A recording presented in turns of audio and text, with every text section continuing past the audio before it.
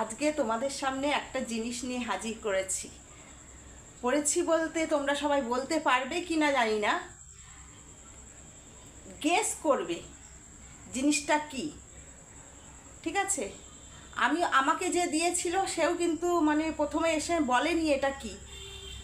অনেক ভাবনা চিন্তার পরে আমি বললাম, উত্তরটা দিতে পেরেছি। তা আজ আমি ভাবলাম আমার সাথে এটা হলো, তোমাদের সাথে একটু এটা নিয়ে শেয়ার করি। ঠিক আছে, এই দেখো দেখো দেখো দেখো দেখো দেখো দেখো এটা কি বলো তো। এই দেখো সামনে নিয়ে আসছি, পারবে বলতে? দেখো সাদা সাদা, কিন্তু দুটো একটা ক্লু আমি দিতে পারি, দেব, অবশ্যই দেব সেটা। দেখো কাচের বয়মে রাখা আছে, এই দেখো, দেখতে পাচ্ছ? পারবে বলতে? অনেকেই হয়তো ভেবে নিয়েছো এটা কি, অনেকে আবার ভাবতে পারছো নাকি। তা আমি ছোট্ট করে একটা ক্লু দিই। এটা খেতে কিন্তু মিষ্টি, ভালো মিষ্টি। ঠিক আছে, আর আঠা আঠা টাইপের। এবার তো সবাই বুঝেই গেছো, তাই না? তাহলে বলো তো। আমি একটু তোমার সাথে জোকস করছি, বলে দিই। হ্যাঁ, যারা পেরেছো তো পেরেছো, আর যারা জানো না তাদের জন্য এইটা হচ্ছে সুন্দরবনের মধু। এই মধুটা নিয়ে আসা হচ্ছে সুন্দরবন থেকে। তা অনেকেই তো জানো সুন্দরবনের বিখ্যাত হচ্ছে মধু। আমার তো মনে হয় না বিখ্যাত, সবখানেই ভেজাল থাকে ওই বলে, আমিও বলছি। ঠিক আছে, এটা হচ্ছে খলসি ফুলের মধু, বুঝলে? এই ফুলটা প্রথমে সুন্দরবনে হয়, হয়ে এই ফুল থেকে মধুটা তৈরি হয়। তার জন্য এই মধুটা সাদা। আর হচ্ছে যখন সব ফুল ফুটে যায় তখন মৌমাছিরা সব থেকে মধু সংগ্রহ করে যেই মধুটা হয় সেটা হচ্ছে লাল।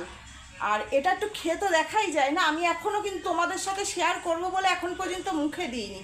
ঠিক আছে, অল্প একটুখানি নিয়ে দেখি মধুটা কীরকম টেস্ট। বেশ স্বাদ আছে, কিন্তু একটা স্মেল আছে, মধুর যে স্মেলটা না তার থেকেও ভালো স্মেল, বেশ ভালো লাগছে। যাই হোক, যারা যাবে এরপরে সুন্দরবন যারা যাবে এই মধুটার খোঁজ করবে। আমার কিন্তু সেই লাগলো, আমার লাল মধু অত ভালো লাগে না, এই প্রথম আমি এই মধুটা খেলাম। মধুটা কিন্তু টেস্ট আছে এবং গন্ধও আছে, মারাত্মক গন্ধ। তোমাদের তো দিতে পারবো না, তোমাদের যদি খাওয়াতে পারতাম অবশ্যই আমি খাওয়াতাম। কপালে নেই তোমাদের, আমার বন্ধুগুলোকে খাওয়াবো, কিছু করার নেই। কে কোথায় থাকো তার তো ঠিকানার বাইরে। যাই হোক, তোমরা কোনো দিন যদি সুন্দরবন গিয়ে থাকো অবশ্যই কিন্তু এই মধুটা ট্রাই করো। আমি বলছি, যদি খারাপ হয় আমি তো আবার আমার রিস্ক নিচ্ছি, খারাপ হলে আমাকে গালাগালি দিও তোমরা। আমি সত্যি মধু খাই না, আমার বাড়িতে মধু এনে এনে নষ্ট হয়, ফেলে দিই লাস্টে। কিন্তু এই মধুটা আমাকে রোজ সকালে 1 চামচ করে খেতেই হবে। দারুণ মধু। যদি যাও কোনো সময়, আর কি মাখছি না, বা সিরিয়াসলি বলছি, কোনো সময় যদি যাও সুন্দরবন, এই মধুটা ট্রাই করে এটা একবার অল্প করে নিয়ে এসো না, অল্প করে নিয়ে এসে খেও, ভালো লাগবে।